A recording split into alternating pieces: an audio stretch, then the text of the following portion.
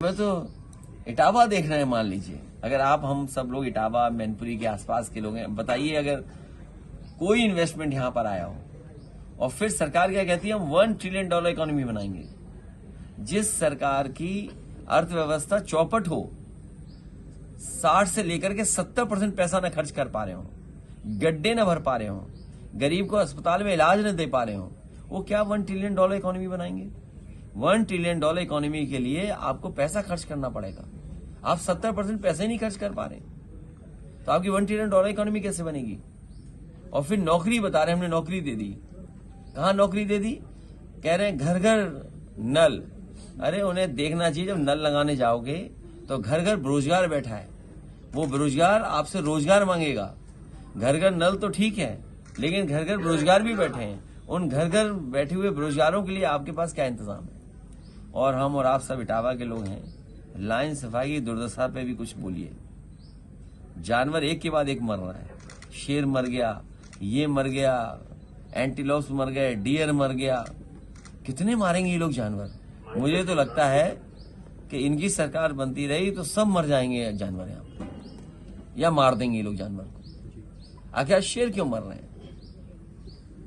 लेकिन मोदी केंद्र सरकार रथ चला रही है कि नंबर 1 है, युवाओं की पहली पसंद है। कौन सा आंकड़ा है, कौन सा सर्वे का नाम बताओ आप। एक एजेंसी है वर्ल्ड लेवल की जो एजेंसी, देखिए जैसे आपका चैनल है तो चैनल पे ऐड तभी चलता है जब कोई पैसा देता है। अगर कोई चाहे बिना पैसे के आपके चैनल पे ऐड चला लेगा तो बस समझ लीजिए किसी कंपनी को आप पैसा दे दीजिए और कंपनी आपका प्रचार कर बताएगी आप दुनिया में नंबर 1 है। हम तमाम लोगों को जानते हैं जो दुनिया में नंबर 1 है। अपने आप को डेली कहते हैं, एक मैगजीन छापते, बोला दुनिया में नंबर 1 मैगजीन। अरे कौन मान लेगा दुनिया में नंबर 1 मैगजीन, दुनिया में नंबर 1 अखबार। आपके अखबार भी तो लिखते हैं कि हम दुनिया में नंबर 1, हम प्रदेश में नंबर 1। जैसे हम आपसे जानना चाहें कि जो हिंदी अखबार हैं इनमें नंबर 1 कौन है, तो आप कभी एक का नाम ले दो, कभी दूसरे का नाम ले दोगे। इंडिया गठबंधन की अगली बैठक होने वाली है। इसलिए जो एजेंसी करती है दुनिया में नंबर 1, तो दुनिया में नंबर 1 वाले लोग ये भी तो जानते होंगे भारत सबसे बेरोजगार देश है दुनिया में। हम प्रति व्यक्ति आय कहां खड़े हैं। दुनिया में लोगों को इलाज मिल जाता है, दवाइयां मिल जाती हैं, वहां के नागरिकों को सब सुविधाएं हैं। क्या भारत के नागरिकों को वो सुविधाएं हैं। दुनिया में कहीं इतनी बेरोजगारी नहीं होगी, इतनी बेरोजगारी है। और फिर दुनिया में नंबर 1 है तो दुनिया का नंबर 1 देश जो है वो बैलेट से वोट डालता है। अगर आप दुनिया में नंबर 1 हो गए तो दुनिया के नंबर पर 1 जो देश है उसकी नकल कर करके बैलेट पे भी वोट पड़वाइए, तो हम मानेंगे कि आप दुनिया में नंबर 1 हैं और नंबर 1 देश से कुछ सीख करके आए। जाने क्या क्या बातें चलाई जा रही हैं।